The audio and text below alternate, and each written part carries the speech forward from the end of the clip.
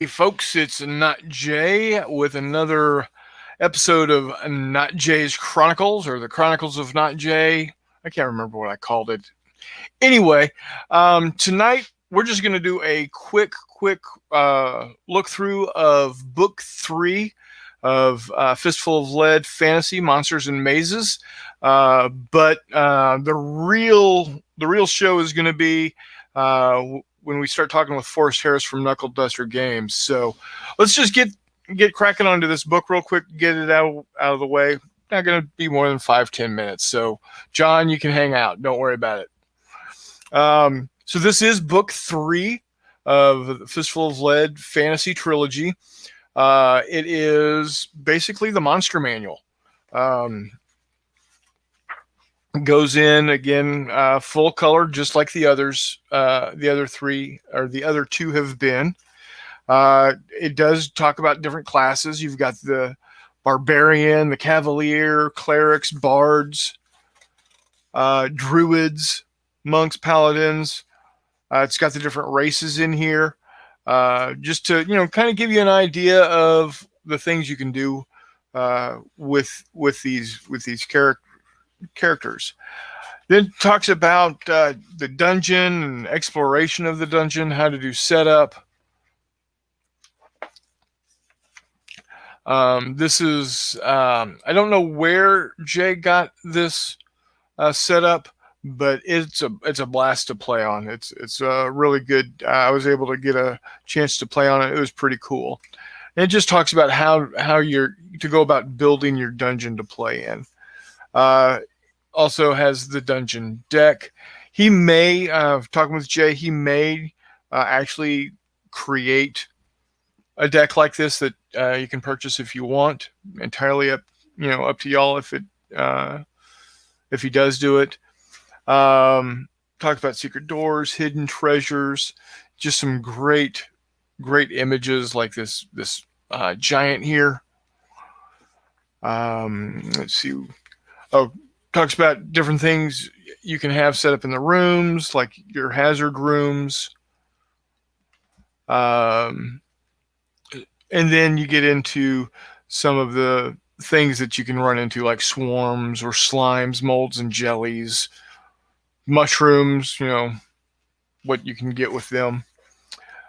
Quest rooms. So it's really a way to build out your dungeon. And what's great about this is if you're actually a role player and not just a miniatures player, but a role player, this can help you build a dungeon for your role playing experience also. So I think it's pretty cool. Talks about your traps. And we're not talking about the Empire running a trap for the rebels, but treasure. What type of treasure you can get. Then it talks about different weapons that can be found between the adventures, how you can run a campaign, and then that's the first 26 pages. And then the last half of the book, right at a little less than half of the book, is your monsters. And it goes everything from apes and ape men to cat people, your bloodworms, brownies, banshees. Just a great work. Of course, you got your frogs. Can't miss your frogs. Mind Slayer, because of course the Mind Flayer is probably copyrighted at some point. Octopus, ogres. So yeah, it's just a fun book. Really rounds out the trilogy nicely. So then gives you some monster traits if you want to build your own monster. And then some new tokens in the back. Gives you your charts that are in the book on a quick reference sheet. So there you have it. This book is purple. So you have the original green book, or not the original green book, but you've got book 1, Might and Melee. You've got book 2, Magic and Mages. And then book 3, Monsters and Mazes. So that's the trilogy coming out early October for those that have purchased it, pre-ordered it. And then also we're going to be seeing the hardback edition in the not too distant future. In fact, if I'm not mistaken, the hardback edition will be coming out at the same time as the other three. So if you've pre-ordered that as well, it'll be coming early October. So maybe I'll get lucky enough to get a copy of that, and we can take a thumb through of that as well. So 5 minutes, 40 seconds. I think we've done enough damage with that. So let's go ahead and talk with Forrest here. And for those of y'all that don't know, Forrest Harris is the brains, the brawn, the sculptor, the everything to Knuckleduster Games. Hello,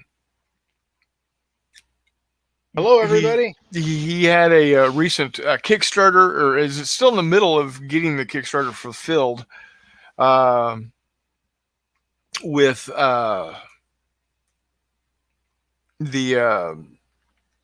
it's Gunfight Royale. Yeah, Gunfight Royale. It's a board game, but comes with miniatures that you can, play Wild West games on quick. It's very accessible.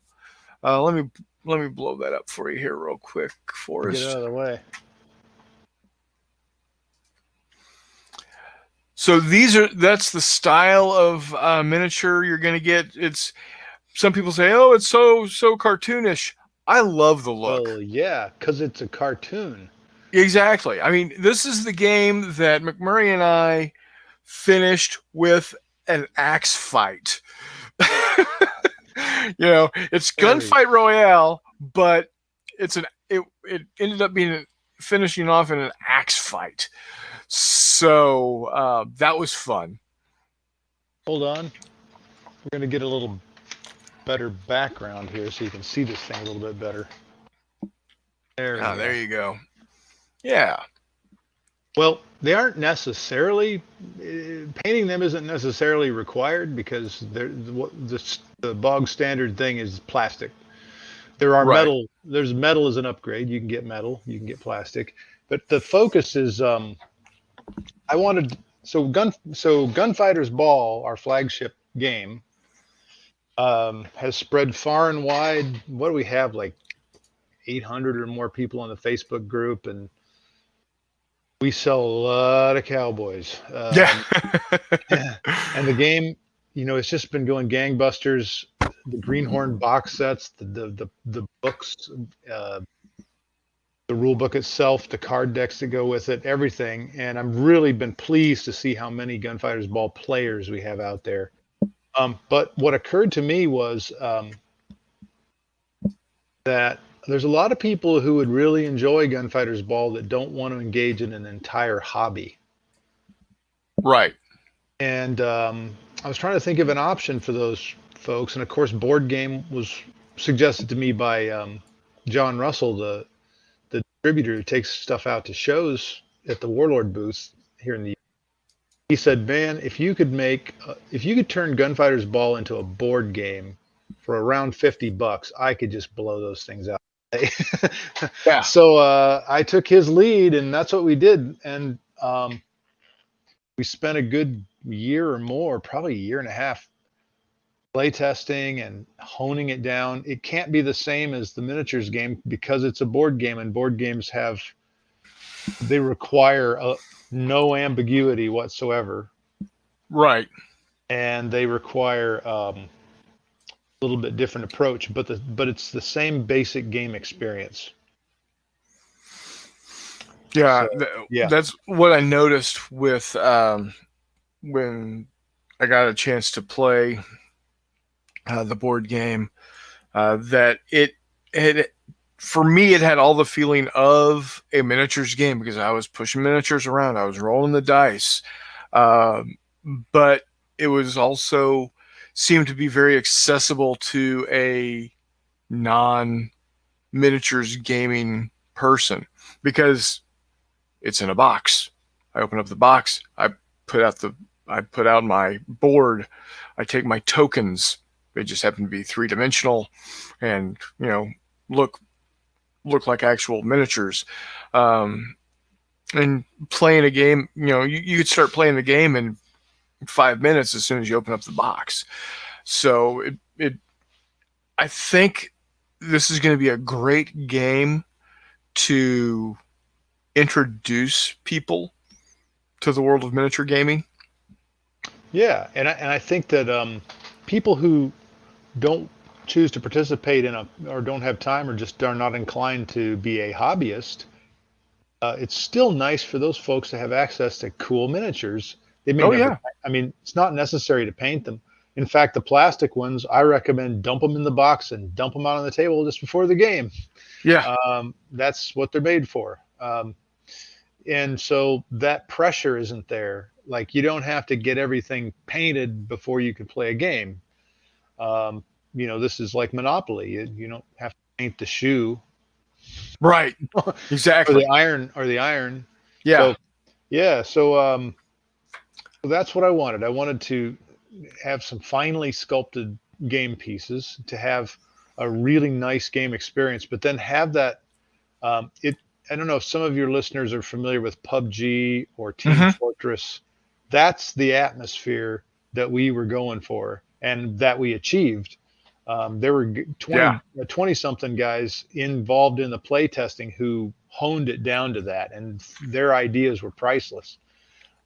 And then, of course, everything you need to know is on the game materials. So the cards, when you flip a card over for something, it tells you everything you need to know right on the card. So you don't have to constantly you don't have to memorize any rules or rule book or anything like that. There's just a few key mechanisms for it, and then everything else is run by the cards. And you're a master of your own destiny. You get out there on the board, move, look for cover, try to play dirty tricks on your opponent, and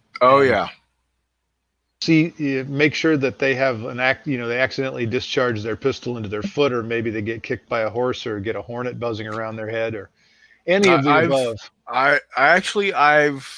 I have caused a horse to bite a couple of my opponents, and in fact, I think if I'm not mistaken, it was McMurray that got kicked by the horse, and then he got bit by the horse. And those cards aren't real common in the deck either. No, I was very lucky to get a hold of them. Couple of quick comments from our viewers. John Longshore says, hello, Forrest. Hello, John Longshore. Chuck says hello. Hi, Chuck. And then John says, oh, I painted the dog. From Monopoly.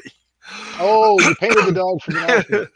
Yeah, that was the most detailed piece in there. And then he says, I made a little plastic pea puddle to leave on property I don't like. Nice. Always with the jokes, John. Always with the jokes. Nice.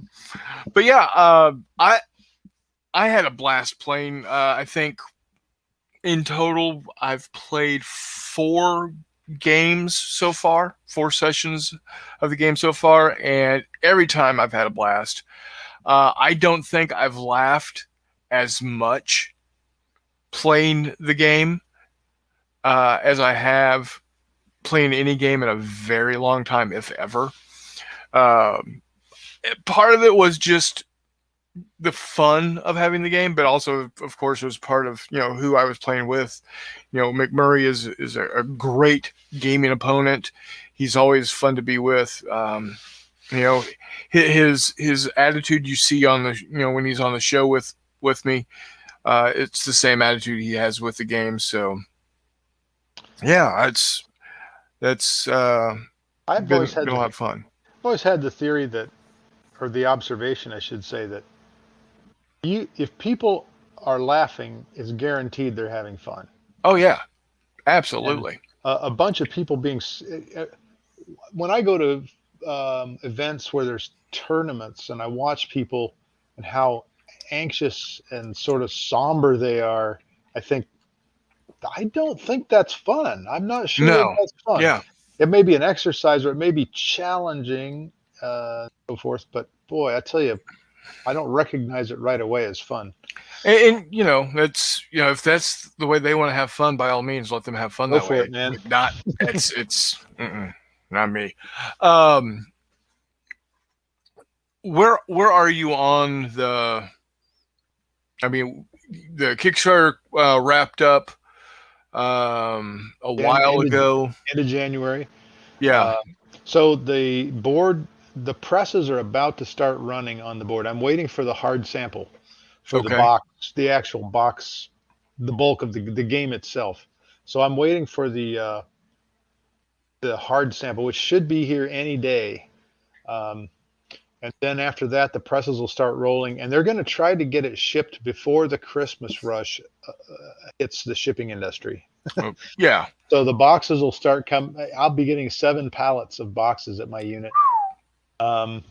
We're still trying to figure out how to make room for them, but we have to move some product racks and Yeah. some stuff down. But that'll be coming. Actually, that'll be one of the first things we have ready to go is the box itself. But the miniatures, the metal miniatures are almost done because we can do those in house. Yeah. So Roy's going to be spinning more of those tomorrow morning. And we're down to the last. They're actually the Gunfighter's Ball versions and the expansion set, the 9 expansion figures in the Gunfighter Ball style. That's what we're casting right now. We've already done the cartoon figures. Yeah. The basic set in metal. These would be the metal upgrades. The old timer option. Yeah. And then the plastic is going to get cast in October. Okay. And that'll be they're in separate sets. So the way the game will ultimately be sold is the boxed game comes with counters, chits, and you buy the figure set to go with. That way you can buy different styles of figure if you want, but that'll be separate, and that will also help to get this game into the hands of casual gamers. Right. Because it'll be a little cheaper without the figures, but yet the figures will be readily available in the pro packaging with the full color artwork and all that stuff, and cards. So all the expansion characters will come with cards. Okay. And then once it's fulfilled, and I'm hoping January we're shipping games out to the backers. That's my goal. Right. And after the fulfillment is done, I already have several more characters queued up, ready to issue. And then I have the entire Gunfighter's Ball line of figures that I can make cartoon characters out of and feed them into the game with cards. There we go. So let me see if I can blow this up a little bit. So one of the things about the cartoon. So this is what they look like. So this is your 12 basic characters. They're 27 millimeters to the top of the head. Yeah. And so they're not big, massive things. They're very dainty. And they have a really appealing feel to them. Yeah, they do. Yeah, I really enjoyed playing with them. This is what the layout looks like here. It's you got your 12 miniatures. Each miniature comes with a character card. You've got weapons that you can pick up. You've got your dirty tricks. You've got your wound, and then how you track your wounds. And it's just really a good game. This is kind of what they look like as if they were painted up. Some of them are definitely recognizable as certain individuals. I'm sure y'all can figure out who is who here. And then here's some actual. I guess these are 3D printed mock-ups. Yeah, we did the mock-ups just on. It's not our commercial printer. It's just I think that one was a Photon that we did. Yeah. That one. we wore out a photon making prototypes and stuff. Oh, let's see here. A couple more comments. John says, I like the 28mm standards. Do you have ideas about expansions, Apache? Well, there's just the Old West genre. I plan on spending years filling out all the different archetypes in the Old West. Apaches would be one, but the low hanging fruit is the ability to convert my Gunfighter's Ball figures to this game. But with the 28mm standard figures, I think one thing that people won't realize until they get, I've been starting to stick a figure into just as a freebie with the people's orders, because I want them to see what this is like. The game is a cartoon. Okay? Yeah. So it sets the tone for the game. You shouldn't be thinking of it as a wargaming figure. It's not. This is a board game with board game pieces. Right. Now, you could use, the spaces will accommodate 28mm figure, and I made the figures for the Kickstarter. But you should really be playing Gunfighter's Ball. That's the aesthetic for that. The aesthetic for this is cartoon through and through. So I encourage people to give it a try, just with the plastic ones. If you're going to take Sure. this game to a family gathering and you're going to put it out there for some of the cousins, or if you're going to have some friends that have never war gamed and sit them down and play something, it'll make total sense to them. To have the cartoon figures. It also immediately disarms people. When they see a highly detailed game figure, sometimes they think, uh-oh, this isn't for me. This is, I could never do that. I could never paint that. I could, Yeah, it removes the accessibility. Yeah, it makes it accessible to people. It puts them at ease, and it tells them this isn't serious. This is a cartoon. Yeah. Yeah. Whereas us wargamers, we want to duplicate reality. We want this to be real. We want it to feel real. We want it to make it like a first-person shooter with all the fleshed out details and everything. Yeah. And I don't know if you can really see, but up here are your wound cards. You've got blue wounds and black wounds. Your blue wounds are just damage. Black wounds are really bad damage. Well, actually, black and blue. So blue is brawling and black is weapons. Yeah, that's right. That's right. Yeah. So you're getting punched and kicked and just getting bludgeoned in the blues, and the blacks, that's your knives and your guns and whatnot. So and if you've ever played with the black deck in Gunfighter's Ball, it's the same basic concept. One of the interesting things about the way this, every time you take a hit, you turn up a card, see what happens, how much damage you take. Sometimes you roll for damage, tells where the hit location was, and what practical effects it has in the game. But you don't shuffle them back into the deck. You just put them in a discard pile until you get to a fatal. So a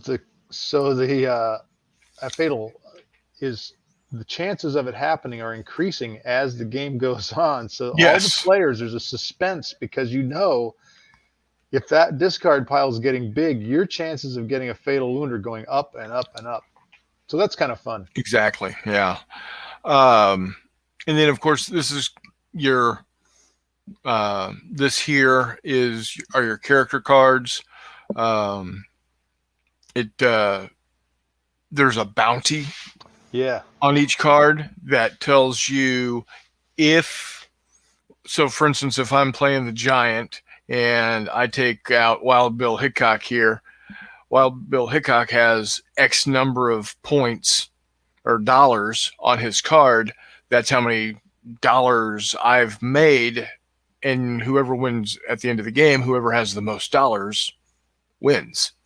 So that's how they got that. It also gives you your starting weapon, and Forrest did an excellent job of researching his period weapons. McMurray was quite impressed with all the different weapons types that were available. So that's good to hear. I'm glad, because he knows his stuff. yeah, he does. Yeah, and then these are your weapons and other gigas, as it were.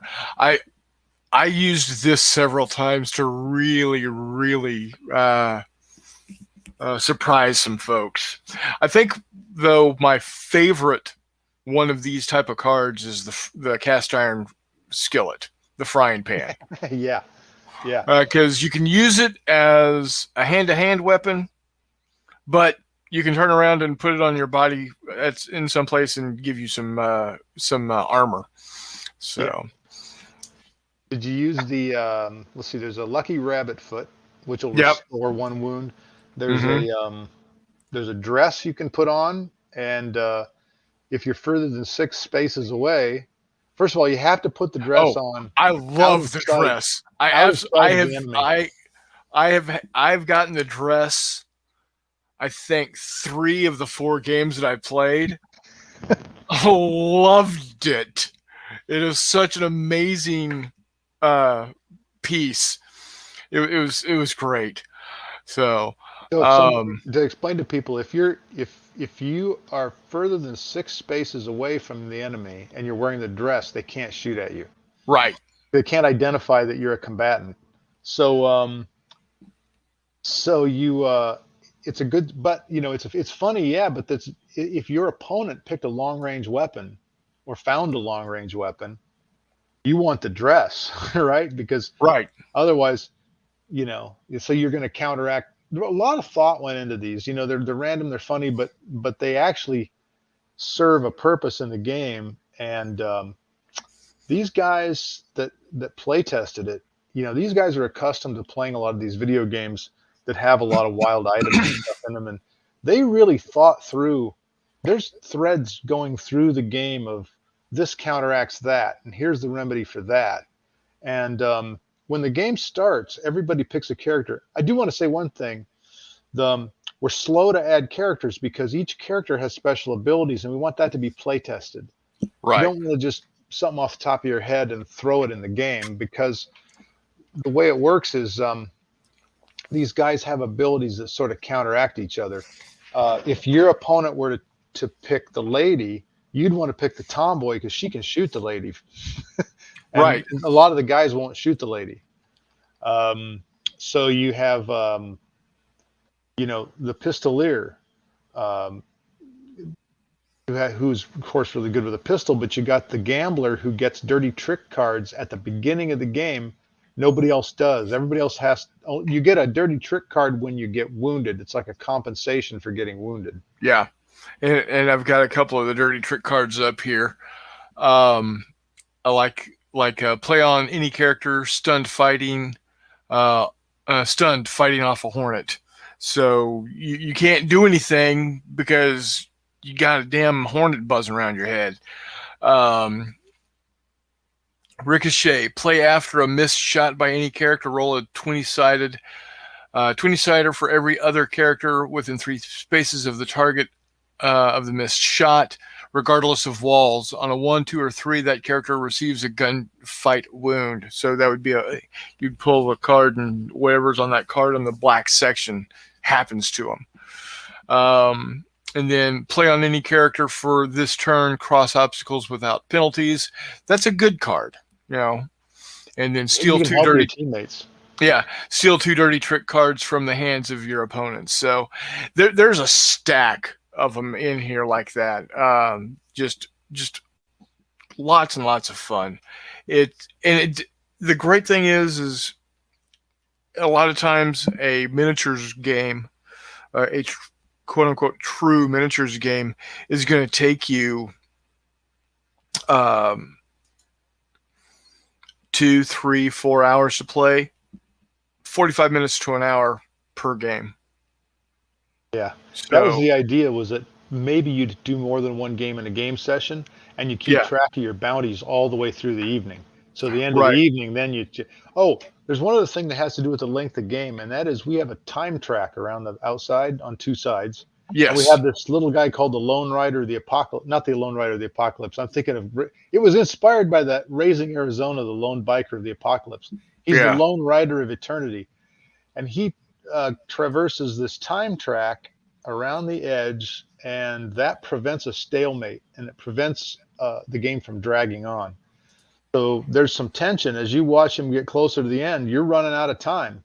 And Yeah. when that particular game's game's over, you might be So, able to get in another game that evening. We're talking about this guy right here, if y'all can see the cursor moving. And he doesn't, if I remember correctly, he doesn't get to the actual start until after the first wound. Yeah, he gets there. It's when the first person gets down to the red level on their chips, Yeah. and he starts moving. Now he moves pretty briskly. He does. 2d3, so he's going to go from anywhere from 2 to 6 spaces per turn. Yeah. And along that track are some little triggering fun things that can happen. Maybe somebody will get a wound back, or maybe somebody will take an additional hit. So that happens as he goes around that board. Yeah. So yeah, that does, limit your time of playing the game.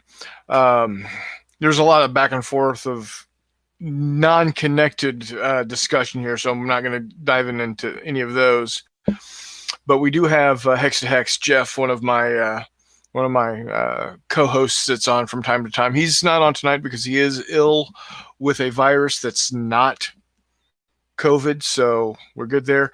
But he asks, is this the game with the axe in the ass? Yes. Yep, that can happen. And did. So yeah, it's a lot of fun, Jeff. When McMurray and I come out to visit, I will bring my copy and we will play. So be on the lookout for that. So what I wanted to do, hold on, there we go. So we're thinking delivery to customers January.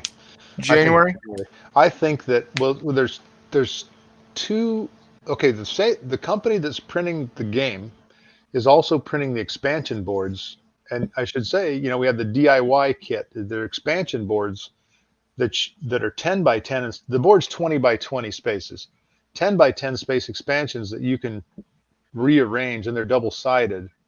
And so you have an Adobe Town buildings. Mm-hmm. You have a cabin in the front in the range, and a campfire on the range. Yeah. Some rangeland with a stream going through it, and some just open range.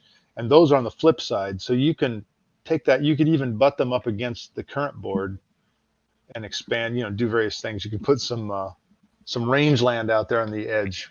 Yeah, With very a little cool. cabin or something. So all that stuff, and I plan more of those. That's something I'm really even considering doing, sort of the dungeon tile thing, where you have the buildings as tiles, and we have some big blank boards, that are just the square and the tan background. Yeah, that'd be cool.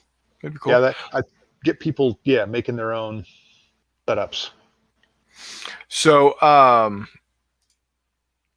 John Longshore says, so one cowboy per player, or you have a team?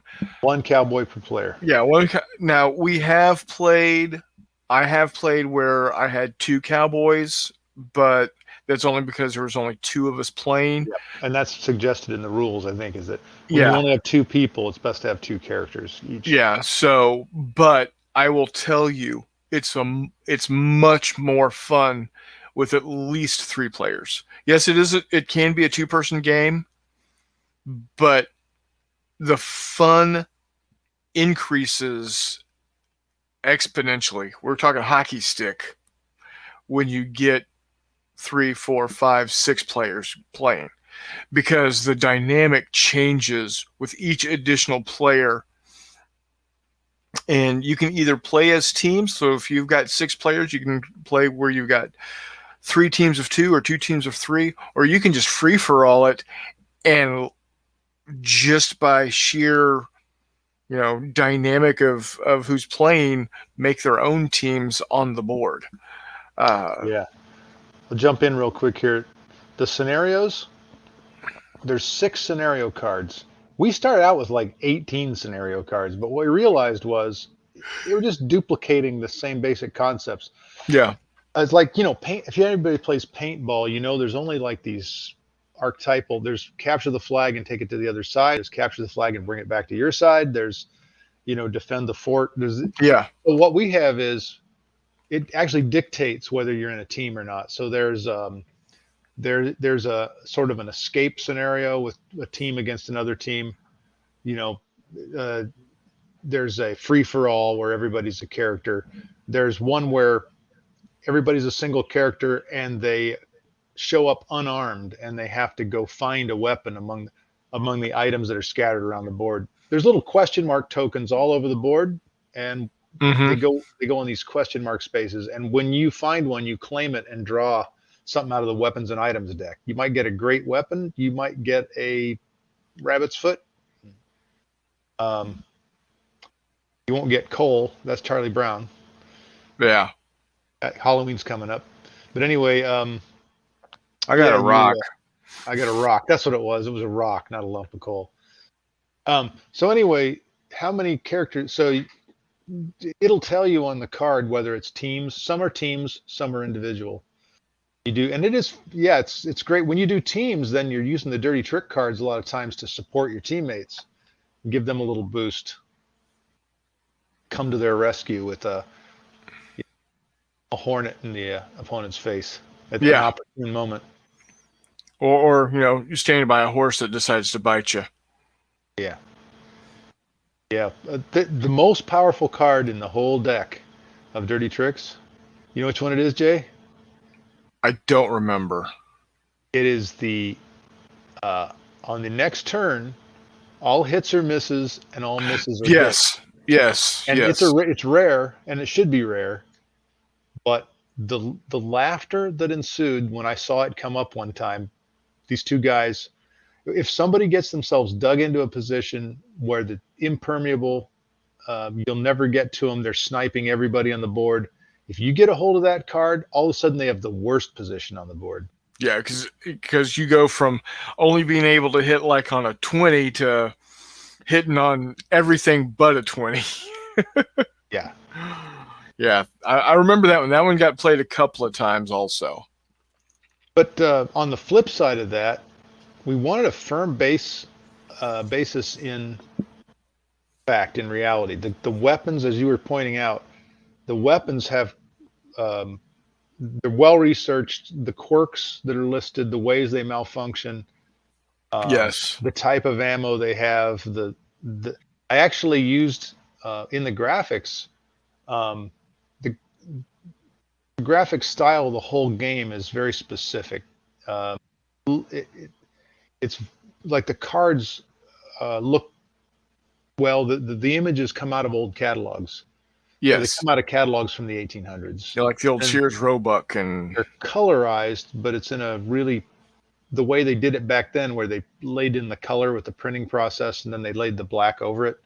Yeah. So, they look like the cards look like they came out of an old children's game from the 1800s. But anyway, the illustration of the rounds are also from those catalogs. So if it's a 41 caliber Derringer thing, it's got these little stubby 41 caliber rounds, and they're colored. And those old cartridges had those old shells were copper. Much more of a copper color than the brass you see today. So they were that color. I worked into it also. Pictures worth 1,000 words. I should have the game right over here, but I'm at home and the game's at the shop, and I wasn't smart enough to bring it home with me. That's okay. That's okay. So it's it says 2 to 6 players. Obviously, with 12 miniatures, you could, if you really wanted to, push it up there. But it does, it's a pretty crowded table at that point in time. Like I said, 3 or 4 is probably optimal. the optimum right Yeah. there. A lot of fun. I could see if you added your expansion cards play surface area, you could probably get some more fighters in there because 12 fighters on the 20 by 20. You're rubbing a lot of elbows real That'd be fast. like a demolition derby. That would be Yeah, like a figure eight demolition derby with trailers. That's what that would yeah, be. yeah, It would just be complete mayhem, and which is kind of good, but people would die off real fast because yeah, they'd be right in each other's face from the beginning. No, every game has a purpose. My gun. This is true of Gunfighter's Ball also. I did not design Gunfighter's Ball to be a game where huge factions roam all over a board. That's a yeah, different style of play, and that's a different type of game. Um, I I designed it to be like a most of the real gunfights where it was only maybe a half dozen yeah. combatants. You know, even the shootout at the OK Corral was what, maybe eight? I can't remember exactly how many people it was. I think it was Well, it was somewhere four on around the ERP side, and I think Billy four. Clanton, Tom McClary, Frank McClary, three that stuck in there and fought, and one of them ran Yeah, away. Oh, yeah. So eight. two of them ran away. Yes. So seven Yeah. or eight or nine. Yeah. So I, it's an intimate game. It's a game that if somebody was telling you a story about a gunfight they were in, you know, guy was a cop or something, that'd be the size of a gunfight they'd be talking about. Yeah. You know, a handful of gang members and a couple of cops. That's what it would be. And that's the way Gunfighter's Ball is designed. And it's designed that way, not only because I really enjoyed that style of play and that experience that I couldn't find anywhere else. Because if you want that style of experience from like Boot Hill or something, it's really complicated. I wanted Yeah. something that was easy to play and intuitive. I think the word intuitive is what I would use most to describe Gunfighter's Ball. Just from I'm an old grognard. I've been at this since the '80s, so what made sense to me, you know. Oh, Um, exactly. but the size of game. So Gunfight Royale is exactly the same size game, and it Yeah. doesn't improve by making it bigger and No, no. it's Like I got a said, sweet spot. yeah, and like I said, 3 or 4 players with a character each is just about perfect. So we got the Joy of Wargaming coming in saying, "Heyo, Hey howdy ho! back." And John asked, "So, what are both of your favorite characters to play, or did you say characters have different stats?" Yeah, each character is different. Each character has something about them that makes them different, um, and it's just all of the ones that I have played, and I have played. Uh, if I can remember them, I've played the Tomboy. I've played the Pinkerton Agent. I played the good guy, the one that looks like John Wayne. I also played the old timer guy. He looks like Walter Festus. Brennan or Festus Yeah, or something like yeah. that. Yeah, They're all fun, and that's I think what is really you've again done such a great job is that each of the characters are exactly that. They are characters. They're caricatures almost. caricatures. And Um, I'll and, jump in. yeah, Yeah, go let me ahead. jump in for a second because I think what he's getting at here is it like a role playing game? Do they have stats? And they don't really have stats per se, but it's like you're saying they have abilities. Yeah, Maybe it's more akin to Black Powder, Warlord's Black Powder game, where units can have special rules. So the character will have a special rule. yeah. There's Uh, something special about them that they yeah, can do that the others can't. yeah, that's right. Yeah, And what's great about it is each one of them is fun. There's not a oh man, I got this guy. Oh, he only does this. No, all of them have something really, really cool. He says, I probably would like Snidely Whiplash. I did play the Snidely Whiplash character, and I don't remember what his gig was. it's the monologuing. Yes, yeah. Yes. It was so fun. It was really, really. Ah, If he can manage not to get shot and killed, if he can spend 2 actions, or is it 2 turns? I think it's 2 actions, monologuing, so no doing nothing else, yeah. then he gets a bonus, a huge bonus to shooting. But the way this Yes. game, as madcap as this game is, you take a That's couple of actions and don't do anything, you're probably going to get taken out. yeah. So yeah, that's a good example of one of them. Another one is the gambler. He starts. I said, as I was saying earlier, he starts with dirty trick cards. Nobody else does. Everybody Hmm. else gets a dirty trick card when they When get they wounded. right. Oh, and by the way, after you die, after your character dies, you can continue to play dirty trick cards that you've accumulated. And of Yes. course, when they go down, that was a wound, and that's more and more dirty trick cards. Yeah. So you can support your teammates or just try to get even with people after the Oh game, yeah. after you're out. Oh, and that there was plenty of that too.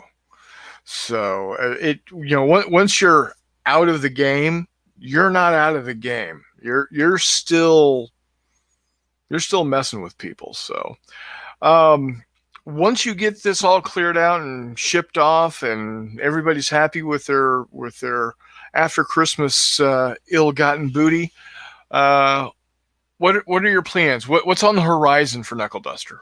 Well, Gunfighter's Ball. Um, well, first of all, we've been so busy with production, uh, all the things that go along with that, bookkeeping, um, new product development has slowed down a little bit. That's me sculpting Yeah. has slowed down a little bit.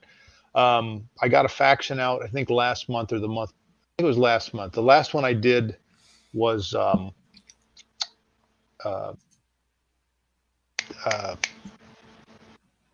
the Red Texas Rangers, the Lonesome Dove characters.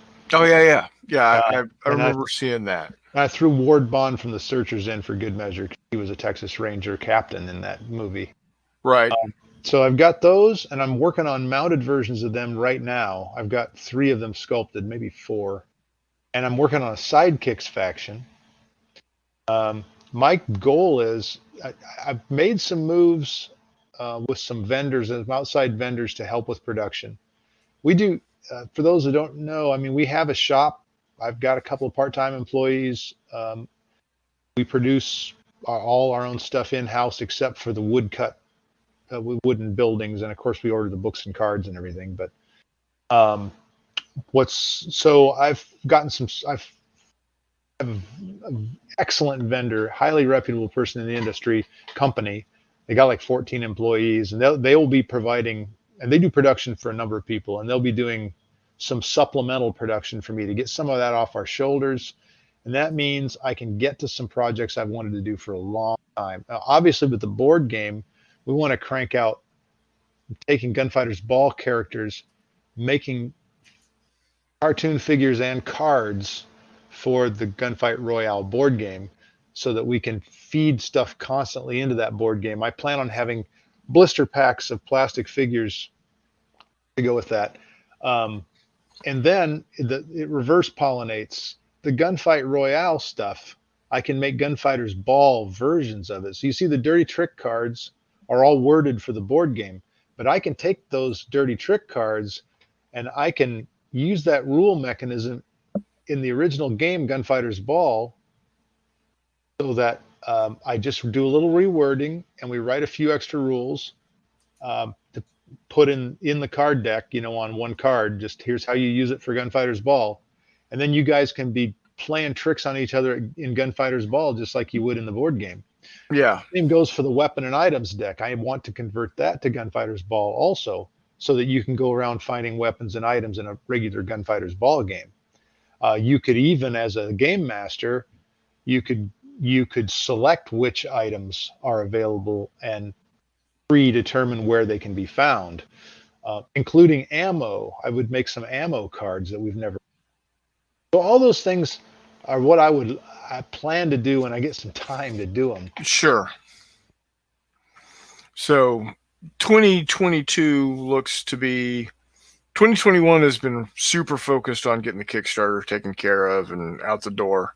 So hopefully we'll be seeing some new fun stuff in 2022 for Gunfighters Yep. Ball. And always new factions. I take people's suggestions and I work on trying to fit them into factions and obviously there's a lot of good suggestions I get, but they won't go with anything else right now. And Right. so and then also I always prioritize new wardrobe types. For instance, like the Magnificent Seven.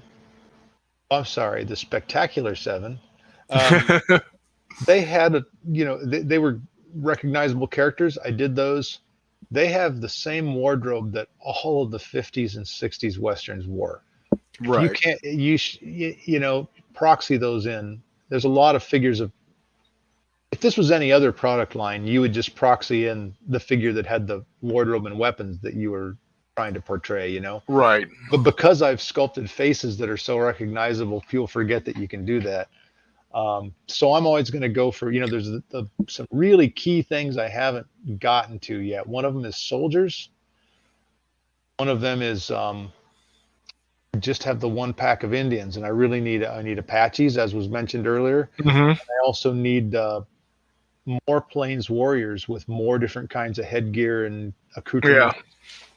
Costuming. I need Well, mountain men. to go up against your the Texas Rangers, you need to come up with some Comanche and Arapaho.